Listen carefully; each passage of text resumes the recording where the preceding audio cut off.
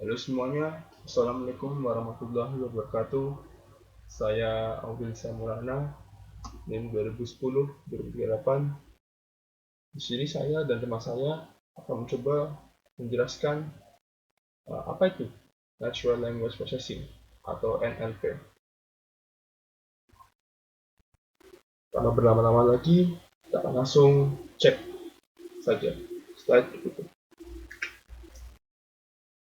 Berikut merupakan anggota kelompok uh, kelompok 3 yang akan menjelaskan tentang NLP.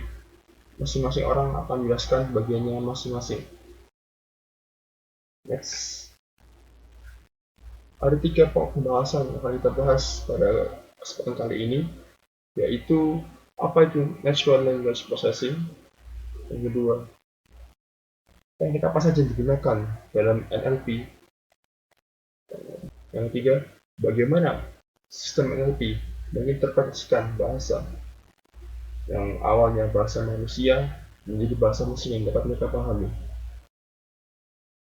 Berikutnya, pendahuluan mengenai apakah itu Natural Language Processing.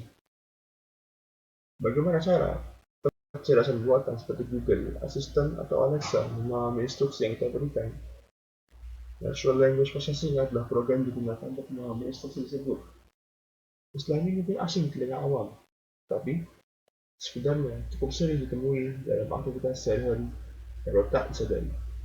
Lalu, apa sih sebenarnya itu Natural Language Processing ini? Simak selengkapnya dalam video berikut. Saya Noval Mahdi dengan NIM 2010-2086.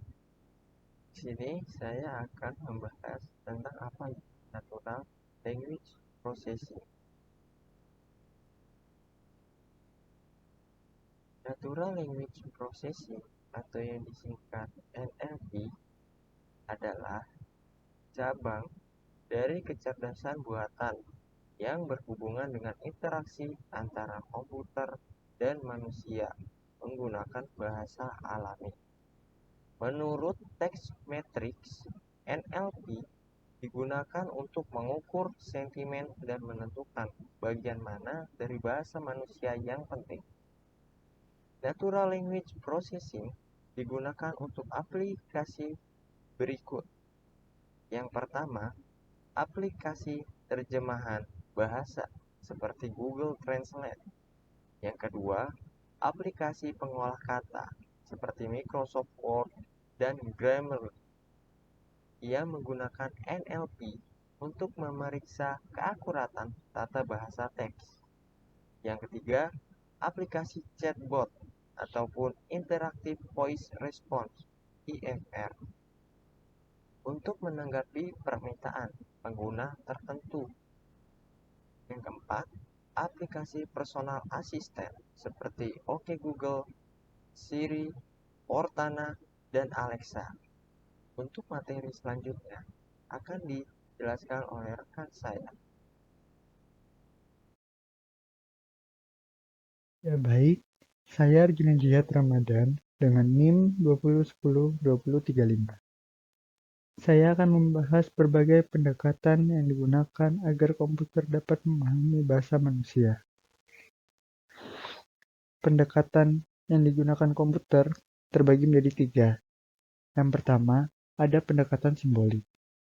Pendekatan simbolik menggunakan pendekatan yang berdasarkan pada aturan dan leksikon yang dikembangkan manusia. Artinya, sistem menerima aturan bicara dalam bahasa tertentu dan diwujudkan dan direkam oleh pakar linguistik untuk diikuti. Yang kedua, ada pendekatan statistik. Pendekatan statistik berdasarkan pada contoh fenomena linguistik yang dapat diamati dan berulang. Sistem mengenali tema berulang melalui analisis matematis. Setelah mengidentifikasi tren dalam sampel teks yang besar, sistem komputer dapat mengembangkan aturan linguistiknya sendiri yang akan digunakan untuk menganalisis input bahasa yang digunakan. Yang ketiga, pendekatan koneksi. Pendekatan koneksi merupakan pendekatan yang menggabungkan pendekatan simbolik dan pendekatan statistik. Hal ini dimulai dengan menggunakan aturan bahasa secara umum dan menyesuaikan dengan aplikasi spesifik dari input yang berasal pendekatan statistik.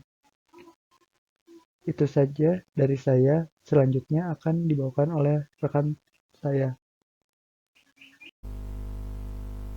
Ya, untuk bab selanjutnya akan dijelaskan oleh saya. Nama saya Rizky Aditya Mukti dengan NIM 20102146. Ya, pada bab ini yaitu teknik yang digunakan dalam NLP. Umumnya NLP itu mempunyai dua teknik, yaitu sintaks dan semantics. Di sini saya akan menjelaskan tentang sintaks. Sintaks itu mengacu pada susunan kata-kata dalam sebuah kalimat sehingga tampak masuk akal secara tata bahasa. Jadi NLP ini menggunakan analisis sintaks untuk menerapkan aturan tata bahasa pada kumpulan kata yang ditemukannya dalam sebuah kalimat itu. Nah, terus ada beberapa teknik sintaks yang dapat digunakan. Yang pertama ada lemmatization, yaitu melakukan pengurangan berbagai bentuk kata yang berubah menjadi satu bentuk untuk memudahkan analisis.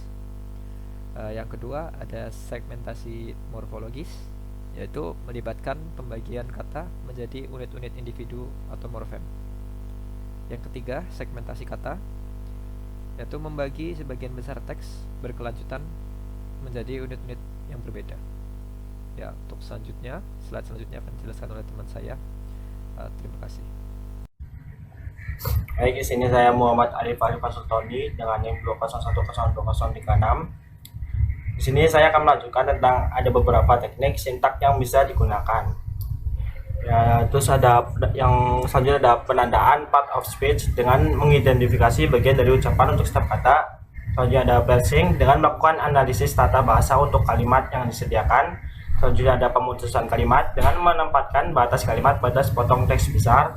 Yang terakhir ada stemming, yaitu memotong kata-kata yang diubah ke bentuk akarnya. Sini yang kedua ada semantics. Semantics itu mengacu pada makna yang disampaikan oleh sebuah teks. Ini merupakan aspek yang paling sulit dianalisis dalam natural language processing dan belum sepenuhnya dipelajari. Analisis ini melibatkan penerapan algoritma komputer untuk memahami arti dan interpretasi kata-kata dan bagaimana kalimat disusun. Berikut beberapa teknik semantics yang umum digunakan dalam NLP. Yang pertama ada Name Entity Recognition atau NER, yaitu melibatkan penentuan bagian-bagian teks yang dapat diidentifikasi dan dikategorikan ke dalam grup tertentu. Contohnya ada nama orang dan nama tempat. Yang kedua ada disambiguasi arti kata. Ini merupakan melibatkan pemberian makna pada kata berdasarkan konteksnya. Yang ketiga ada natural language generation, yaitu melibatkan penggunaan database untuk mendapatkan maksud semantik dari teks dan mengubahnya menjadi bahasa manusia. Rizky Arifianto di sini akan menjelaskan bagaimana sistem NLP menginterpretasikan bahasa. NLP dalam menginterpretasikan bahasa itu dalam 6 level. Yang pertama ada morphological level, yaitu dalam morfem adalah unit makna terkecil dari sebuah kata. Level ini berkaitan dengan morfem dalam perannya sebagai bagian yang menyusun kata. Yang kedua ada lexical level. Pada level ini sistem akan fokus pada bagaimana bagian-bagian kata bergabung untuk membuat kata-kata. Kemudian sistem akan mengidentifikasi perbedaan-perbedaan untuk menemukan arti dari setiap kata. Yang ketiga ada synastic level. Level ini berfokus pada teks di level kalimat. Tahap ini berkisar pada gagasan bahwa dalam kebanyakan bahasa, arti kalimat bergantung pada urutan kata dan tata bahasanya. Sekian penjelasan dari saya, terima kasih.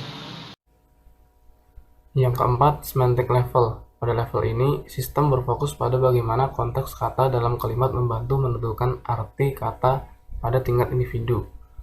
Yang kelima, discourse level. Level ini berfokus pada bagaimana kalimat berhubungan satu sama lain dalam satu teks. Sistem akan mengidentifikasi urutan dan pengaturan kalimat yang dapat mempengaruhi arti kalimat. Yang keenam, pragmatic level. Level ini berfokus pada makna kata atau kalimat pada kesadaran situasional dan pengetahuan dunia. Pada dasarnya, sistem akan mengidentifikasi apa arti yang paling mungkin dan paling masuk akal dari teks tersebut.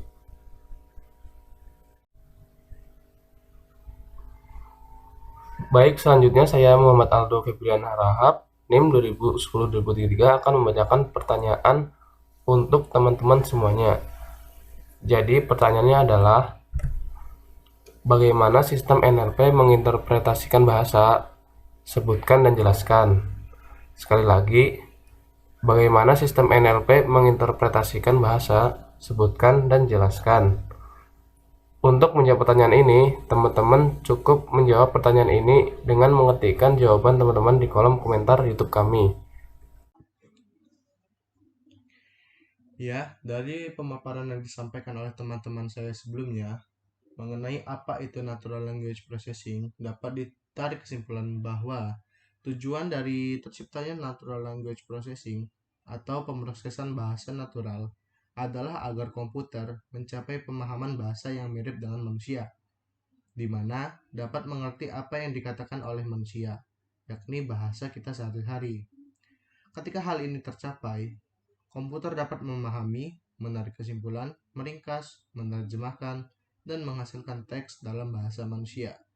Seperti contoh yang sudah ditunjukkan sebelumnya, yakni program Google Assistant, Siri, Alexa, dan lain-lain. Kemudian juga adalah program text-to-speech, dan sebaliknya juga speech-to-text yang akan membantu penyandang disabilitas untuk menggunakan teknologi, seperti WhatsApp dan perpesanan lainnya.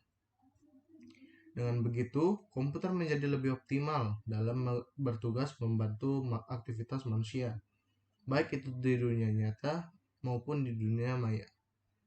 Sekian penjelasan dari kelompok kami tentang Natural Language Processing. Mohon maaf jika masih banyak kekurangan, dan juga jangan lupa untuk menjawab pertanyaan yang sudah kami berikan di dalam komentar. Sekian dan terima kasih.